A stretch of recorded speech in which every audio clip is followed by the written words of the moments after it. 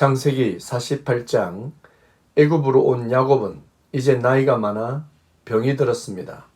이 소식을 듣고 요셉은 자신의 두 아들 므낫세와 에브라임을 데리고 야곱에게 왔습니다. 야곱은 요셉의 방문 소식에 누워 있다가 힘을 내어 침대에 앉았습니다. 꼭 해야 할 말이 있다는 의미일 것입니다. 야곱은 아들 요셉에게 가나안 땅에 있을 때 하나님이 자기에게 주신 복을 설명하고 있습니다. 그 복의 내용은 야곱으로 인해 생육하고 번성하여 많은 백성이 나며 가나안 땅을 야곱의 후손들에게 주셔서 영원한 소유가 되게 하셨다란 내용입니다. 지금 야곱과 그의 가족들은 애굽에서 아주 안전하고 풍요롭게 살고 있습니다. 요셉이 대제국의 총리 자리를 지키고 있으니 안전과 풍요가 보장되어 있을 것이며 고센 땅에서 가장 좋은 초원을 가지고 모두들 안정을 찾고 있을 것입니다. 물론 성경에 기록된 것은 아니지만 야곱의 가족들은 애굽에 들어온 것을 천만다행이라고 여기고 그곳에 안주하려 할 것입니다.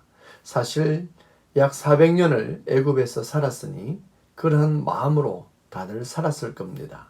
그러나 야곱은 이 애굽 땅이 자신과 후손에게 약속된 땅이 아니라 가나안이 하나님에게 약속받은 땅인 것을 요셉에게 확인시키고 유언으로 남기고 있는 부분입니다.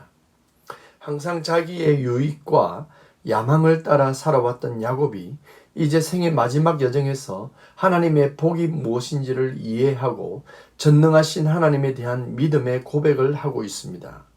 야곱은 하나님의 언약을 이해하며 그 언약을 신뢰하고 현재의 모든 여건이 나무랄 데 없이 완벽하더라도 하나님의 약속하신 것을 가져야 한다는 것을 선포하고 있습니다.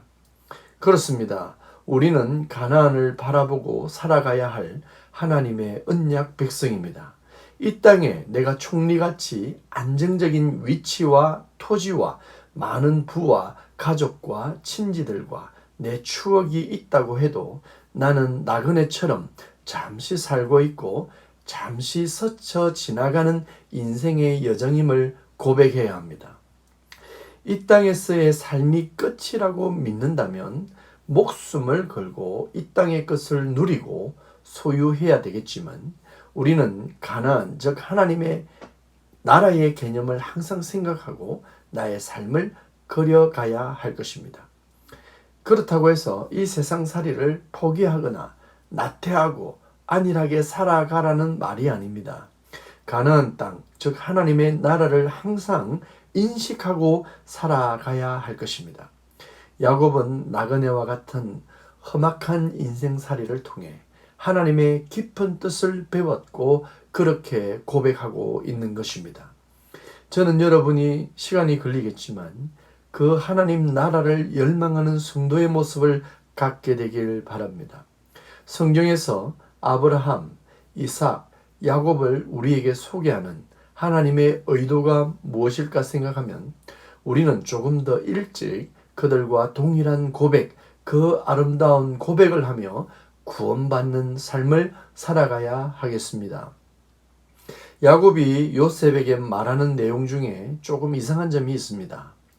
야곱은 요셉의 두 아들 에브라임과 므낫세를 내 것이라고 주장합니다. 요셉의 아들들인 에브라임과 므낫세가 왜 야곱의 소유가 될까요? 그리고 그 외 다른 아들이 태어나면 그 아들들은 요셉의 아들이 될 것이라 합니다. 참으로 이해하기 힘든 주장입니다. 그것은 하나님의 언약의 측면에서 야곱의 12 아들이 이스라엘의 12지파가 되듯이 그러한 의미에서 손자인 에브라임과 므낫세가 이스라엘 속으로 포함되는 그러한 의미일 것입니다.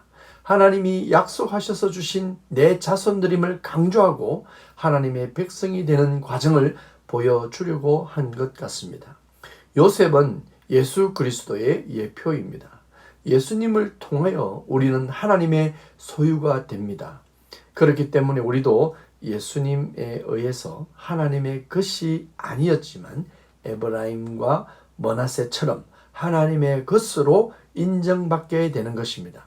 예수님은 우리들 하나님의 자녀가 되게 하는 일에 필수적인 분이시고 예수님 때문에 구원을 받게 된다는 것을 상징적으로 드러내고 있다고 보면 되겠습니다.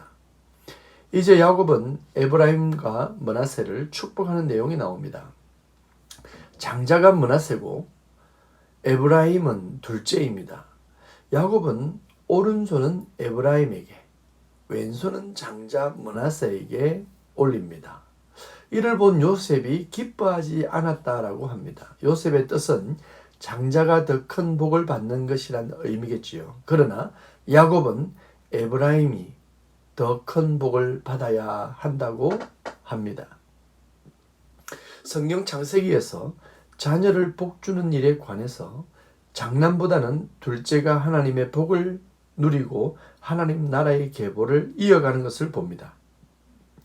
가인이 아닌 아벨, 즉 셋 계열 노아의 아들들, 아브라함도 첫째 이스마엘이 아니라 둘째 이삭, 이삭의 아들도 에스가 아니라 야곱, 야곱도 장자 르우벤이 아니라 11번째 아들 요셉, 요셉 가정에서도 므낫세가 아니라 둘째 에브라임이 그렇습니다.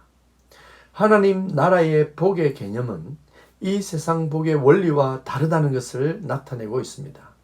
잘난 사람이, 높은 자가 하나님 나라의 유업을 상속받는 것이 아니라 오히려 낮은 자가 하나님 나라의 유업을 받는다라는 상징적인 의미가 이 속에 들어 있습니다. 세상은 어떠한 방식이든지 강하게 살아남는 자가 이기고 힘으로 빼앗고 소유하면 내 것이 된다는 원리라고 말하면 하나님의 복은, 하나님의 나라는 하나님이 주셔야 하고 이 타락한 세상의 원리로 돌아가지 않는다는 것을 강조하고 있는 부분이라고 생각하면 되겠습니다. 여러분, 우리는 자격이 있어서 구원을 받았습니까? 내가 구원에 도달할 만큼 준비가 되었기 때문에 하나님이 우리를 백성 삼으셨습니까? 아닙니다. 모든 것이 하나님의 은혜입니다. 내가 한 것은 전혀 없습니다. 그러나 하나님이 우리를 오늘 복의 자리에 두셨습니다. 그래서 우리는 하나님께 감사해야 하고 하나님의 은혜라고 고백하고 있는 것입니다. 야곱은 애굽이 이스라엘 백성이 살 곳이 아니라 조상들에게 약속하신 가나안으로 돌아가야 할 것을 다시 강조하고 있습니다. 가장 풍요롭고 살기 좋을 때 고백하는 것입니다. 우린 애굽에 살 자가 아니라 가나안으로 가야 한다. 우리는 이 땅에 살 것이 아니라 결국 하나님의 나라에 들어가야 한다라는 의미입니다. 이 믿음을 가지고 우리는 이 땅을 살아가야 할 것입니다. 마지막 절에 야곱이 가나안 땅을 분배하는 유언을 하며 요셉에게 가나안 땅을 더 주겠다라고 말합니다. 애굽에 살고 있고 아직 가나안 땅을 정복하려면 약 400년이 더 흘러야 하겠지만 야곱은 믿음으로 그 땅을 분배하고 있습니다.